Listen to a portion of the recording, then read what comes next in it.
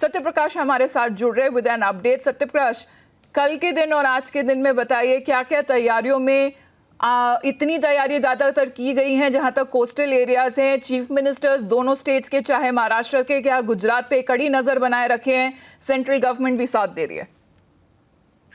जी हाँ, पूरे महाराष्ट्र में कहीं न कहीं अलर्ट जारी किया गया है। मैं इस समय अलीबाग में हूँ और अलीबाग में कहीं कहीं जो तूफान है, निसर्ग का दस्तक का कहीं कहीं वो सातों से दिखाई दे रहा है कि बारिश शुरुआत हो चुकी है।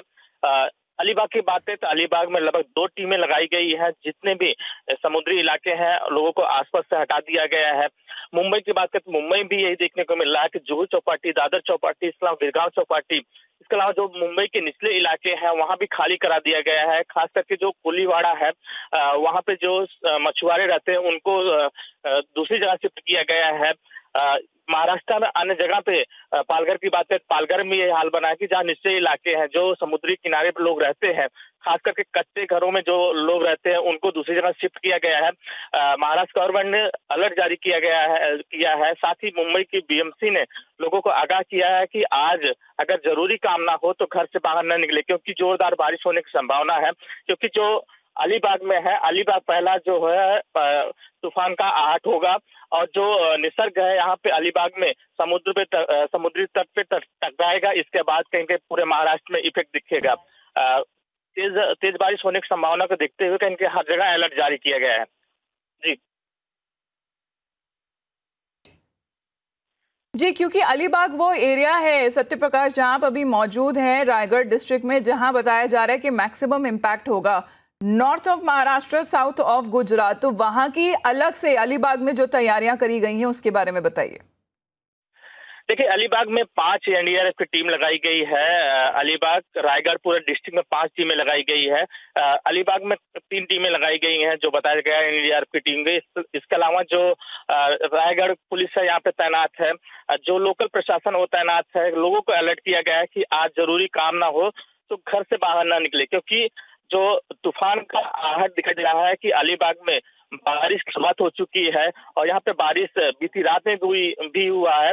फिलहाल कहीं कहीं जो इलाके हैं पूरी तरह खाली करा दिया गया है। जो रिहायशी इलाके वहां पे पुलिस की तैनाती की गई है। खासतौर पे जो निचले इलाके हैं वहां पे लोगों को दूसरी जगह शिफ्ट किया गया है। अलीबाग थोड़ा सा ऊंचाई पे है जो स्थान है, तो यहाँ पे पानी भरने की इतनी संभावना नहीं है। लेकिन जो निचला इलाका, जो समुद्री इलाका है, वहाँ इफेक्ट होने का ज्यादा डर है। जी, तो सरकार की तरफ से तैयारियां आप कह रहे हैं कि पक्की कर दी गई हैं, लेकिन अगर हम बात करें जो एडवाइजरीज जारी करी गई हैं, बहुत सारे डूज एंड डोंट्स है, क्या लोगों को करना चाहिए, क्या लोगों को नहीं करना चाहिए। कल मुख्यमंत्री उद्धव ठाकरे लोगों को एड्रेस करते हुए बहुत सारी इन चीजों को मेंशन करा था उन्होंने। सत्य प्रकाश जी, हमारा सरकार तरफ से लोगों को आगाह किया गया, अलर्ट किया गया है कि आप जब तूफान आता है, निसर्ग आएगा, उसके पहले ही लोग अलर्ट रहें। खासतौर पे जो जरूरी चीजें हैं वो अपने घरों पर रखें, खासकर मोबाइल हुआ, लाइट चार्जर हुआ। इसके अलावा जो जरूरी चीजें हैं अपने पास रखें। खासतौर पे अगर कुछ ज्यादा जरूरी ना हुआ तो बाहर घर से ना निकले। जो जरूरी चीजें हैं अपने पास रखें। साथ ही ये भी अलर्ट जारी किया गया है कि जो पेड़ के नीचे घर है, छोटे छोटे जो घर बनाए गए हैं, उस स्थान पर अगर जोरदार हवा आती है तो लोग घरों से बाहर निकल जाए, वहां पे ना रहे। जहाँ पे खाली मैदान वहां पे जाए। अगर तेज रफ्तार से बारिश होती है, उन्होंने ये भी कहा है कि जो 90 किलोमीटर प्रति घंटे की जो स्पीड से विंड आएगी उसकी वजह से काफी सारा नुकसान हो सकता है। इसलिए जो समुद्री तट के इलाके हैं उन सबको खाली करने की पूरी तरह से कोशिश की गई है एनडीआरएफ की तरफ से।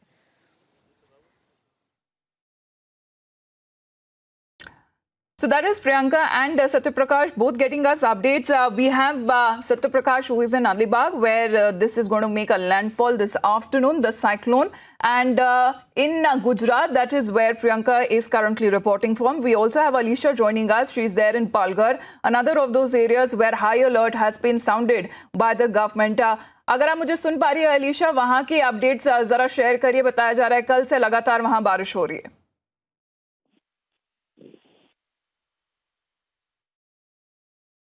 All right, I believe Alisha will be with us in just a bit, but Priyanka continues to be with us. Priyanka, the affected areas, because it is being said Daman and the south of Gujarat will be the areas that will also be receiving heavy to very heavy rainfall, and the impact area just lies between the two states of Gujarat and Maharashtra. The updates, please.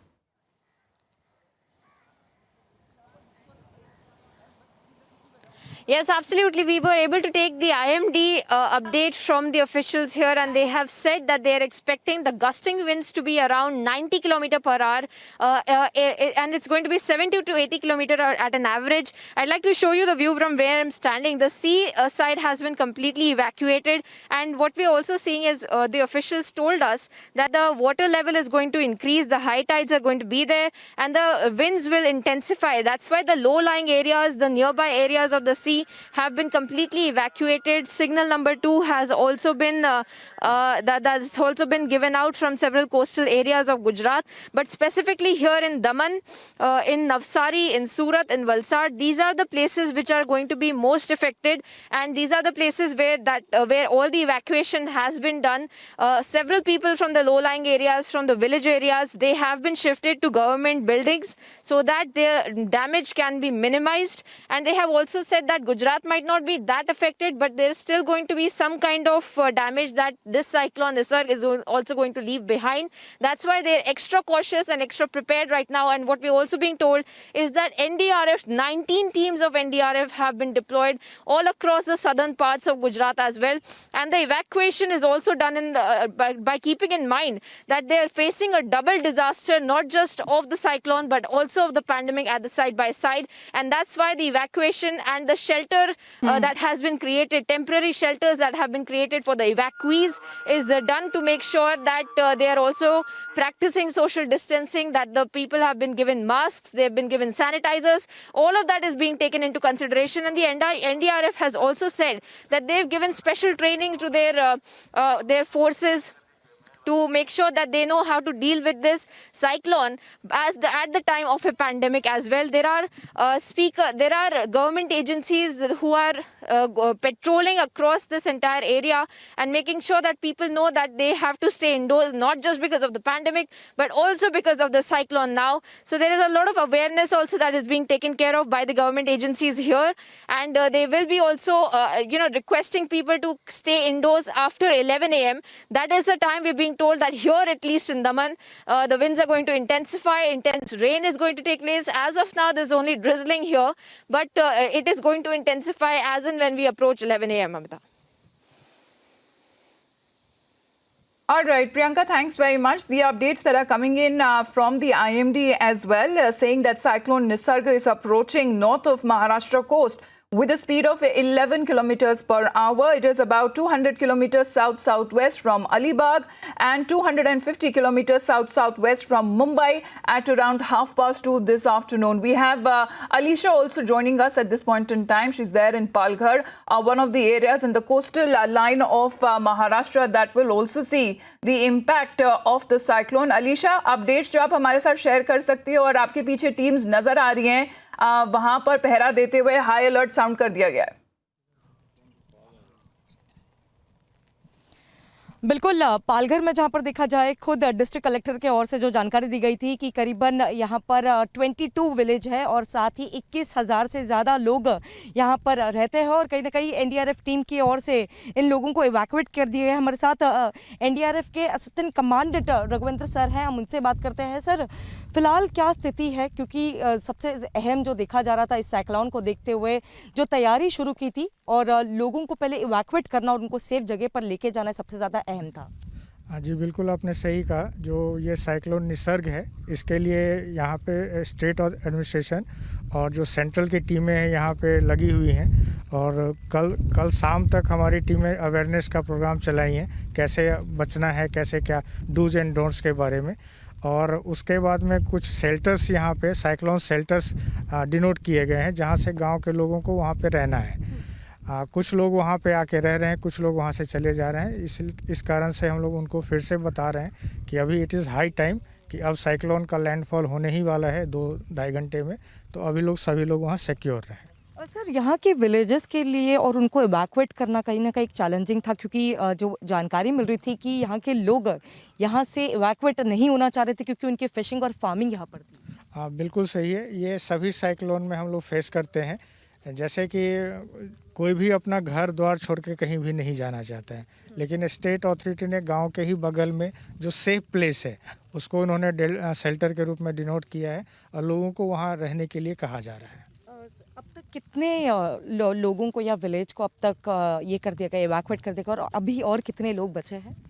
अभी अगर देखा जाए तो लगभग पूरी गांव evacuate एक तरह से हो गया है और पूरी गांव भी बचे हुए हैं, क्योंकि सभी लोग गांव है अपने घर के आसपास में हैं। इसीलिए उनको बताया जा रहा है कि इस टाइम में वो शेल्टर में आके रहें, सो दैट कि उनको अधिक से अधिक उनकी सिक्योरिटी की जाए। सर एक आखिरी सवाल, अभी फ़िलहाल प्रोसेस किस तरीके से आगे बढ़ा जाएगा और क्या प्रोसेस रहेगी आगे की? अभी जैसा कि आईएमडी का जो इन्फॉर्मेशन है उसके हिसाब से 1.5 से 2 घंटे के बाद में लैंडफॉल होगा, जो कि मुंबई अलीबाग इस एक्सिस पे होगा। उसका इम्पैक्ट पालघर में भी होगा। कितना होगा ये अभी नहीं है। ये निसर्ग साइक्लोन ऐसा है कि हर कुछ दिनों में, हर घंटे में 2 घंटे में अपना मूवमेंट चेंज कर रहा है, अपना जो रूट है वो चेंज कर रहा है। तो इस कारण से हम अभी कुछ नहीं बता सकते, लेकिन हमारी पूरी तैयारी है। हम पूरी टीम के साथ यहाँ पे हैं, सिविल एडमिनिस्ट्रेशन के साथ में है। यहाँ के डिस्ट्रिक्ट डीएम साहब से भी बात हुई है, डीडीएमओ साहब से भी बात हुई है और पुलिस से भी कंसर्न है। और अभी जो भी एक्शन है हमारा है उसको हम अभी और तेज़ करने जा रहे हैं कि सो दैट की कैजुअलिटी बिल्कुल जीरो हो। Thank you so much sir हमसे बात करने के लिए। तो एनडीआरएफ की टीम पूरी तरीके से तैयार है। फिलहाल आधे विलेज को जो है इवैक्यूएट कर दी गई है, उनको सेफ, पर एक चैलेंजिंग सिचुएशन अब भी है, क्योंकि अब भी कई लोग हैं जो अपना गांव छोड़ना नहीं चाहते हैं, अपने गांव से नहीं निकलना चाहते, क्योंकि उनकी फिशिंग और उनकी जो फार्मिंग है इसी की वजह से जो है लोग नहीं निकल रहे। पर अब भी पूरे कोशिश के साथ और पूरे हिम्मत के साथ खुद एनडीआरएफ की टीम, जो 2 टीम है पालघर में एनडीआरएफ की, जो यहाँ पर पहुंची है और लोगों को इवैक्यूएट कर रही है, क्योंकि सबसे पहला और एम मोटिव यही रहा है कि जैसे ही साइक्लोन का जो इफेक्ट पड़ेगा पर कोई कैजुअलिटी ना हो, इसी के हिम्मत के साथ खुद एनडीआरएफ की टीम पहुंची है और लोकल एडमिनिस्ट्रेशन के साथ जो है पूरा इवैक्यूएशन का काम चल रहा है। जी।